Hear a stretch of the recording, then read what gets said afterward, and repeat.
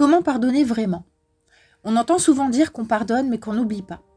On entend aussi que certaines choses sont impossibles à pardonner. Je vais parler ici du véritable pardon et de la façon de l'obtenir et de le donner, parce qu'il y a deux pardons. Celui qu'on donne et celui qu'on reçoit. Mais en réalité, on ne peut pas donner ce qu'on n'a pas reçu soi-même. À mon avis, le pardon, c'est surnaturel. Ce n'est pas un acte humain, mais divin. Il ne peut donc être donné ou reçu que de la part de Dieu.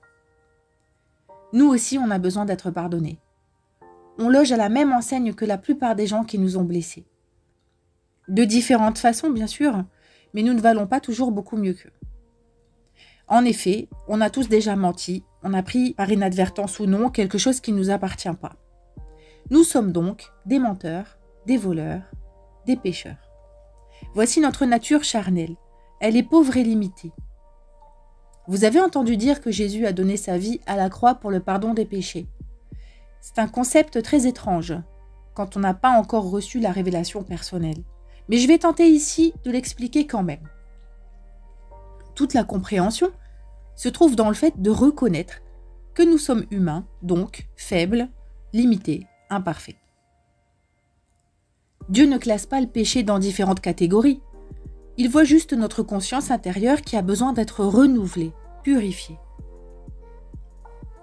Malheureusement, tant qu'on ne se tourne pas vers lui pour lui demander de nous pardonner et de nous changer, on reste esclave de nos corps, de nos mentalités égoïstes et orgueilleuses. C'est pour nous libérer de ça que Jésus est venu donner sa vie à la croix en rançon pour nos péchés. Si on observe attentivement ce qui s'est passé, on peut se poser une question. Comment est-il possible de torturer et de mettre à mort ainsi une personne qui n'a fait que bénir, guérir, encourager, enseigner à rendre le bien pour le mal? Nous avons besoin de nous remettre en question et de reconnaître que nous avons péché dans notre vie. Et ce, même si on n'est pas des meurtriers ou des violeurs. Si nous haïssons quelqu'un, nous sommes des meurtriers, parce que nous avons tué cette personne dans notre cœur. Le péché ne se trouve pas dans la chair seulement, mais dans notre cœur. C'est pourquoi quand nous demandons pardon à Jésus et que nous l'invitons à venir dans notre cœur par son Esprit Saint, eh bien sa sainteté nous envahit peu à peu et nous transforme. Parce que nous ne pouvons pas changer tout seuls. Nous ne pouvons pas prétendre à la sainteté sans l'Esprit que Jésus donne. Il nous a dit après sa résurrection qu'il nous était avantageux qu'il nous quitte pour retourner au Père, car de là-bas, il allait nous envoyer l'Esprit Saint. Les prophètes de l'Ancien Testament, c'est-à-dire bien avant l'arrivée de Jésus sur terre, l'avaient prédit, notamment Ézéchiel, par lequel Dieu disait « Je remplacerai leur cœur de pierre par un cœur de chair ». Le Saint-Esprit en nous chasse l'amour du péché et renouvelle notre conscience pour qu'elle s'aligne à la pureté de Dieu. Maintenant, nous sommes pardonnés et l'Esprit de Dieu déverse en nous son amour surnaturel pour nous, mais aussi pour les autres. Puisque nous avons reçu le pardon, nous pouvons maintenant également le donner à ceux qui nous ont offensés. Ah, vous vous dites, oui, mais ce qu'il m'a fait, je ne pourrai jamais le faire. Oui, nous jugeons le péché des autres et le condamnons, car nous n'avons pas les mêmes faiblesses. Je vais vous révéler quelque chose d'important. Les gens ne sont pas toujours maîtres d'eux-mêmes. Ils n'ont pas les mêmes limites que nous. Je veux dire par là qu'ils sont poussés à faire certaines choses par des mécanismes de défense et même par des esprits mauvais dont ils n'ont même pas conscience. Croyez-vous que quelqu'un qui a été violenté choisit de frapper son enfant à son tour? Cette personne est victime d'un esprit mauvais qui s'est attaqué à lui et qui attaque les autres au travers de lui. Vous pouvez appliquer le concept à presque tous les péchés. L'alcool, le viol, le mensonge, le vol, l'adultère, etc., etc.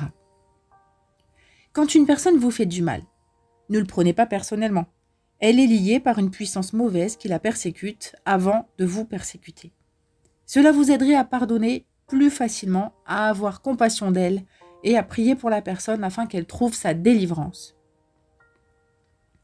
Cette délivrance n'est possible que par le fait de reconnaître qu'on est esclave du péché et de recevoir Jésus dans son cœur. Son esprit commence son œuvre en nous. Au plus nous faisons grandir sa présence en nous, au moins il y a de place pour les ombres qui nous hantaient dans notre passé. La Bible dit que nous sommes nés de nouveau. Et donc, la nature divine de Dieu va pouvoir commencer à se manifester. En effet, nous sommes enfin capables de faire ce que Jésus nous demande. Bénir ceux qui nous maudissent, au lieu de les maudire en retour. Prier pour ceux qui nous persécutent. Donner à boire à nos ennemis quand ils ont soif. Tout ceci est absolument contre nature. L'amour de Dieu répandu dans nos cœurs nous libère de la haine, de l'amertume et de la peur. Il nous permet d'être dans la paix et dans la joie, bien au-delà des circonstances, et de plaire à Dieu. Voilà ce qu'il attend de nous. Pas que nous jouions au super religieux, mais qu'on se laisse guérir et changer par lui, et que nous recevions sa paix, son amour, afin de trouver la joie et que notre témoignage puisse toucher le cœur d'une multitude d'autres personnes. Nous voulons changer le monde ?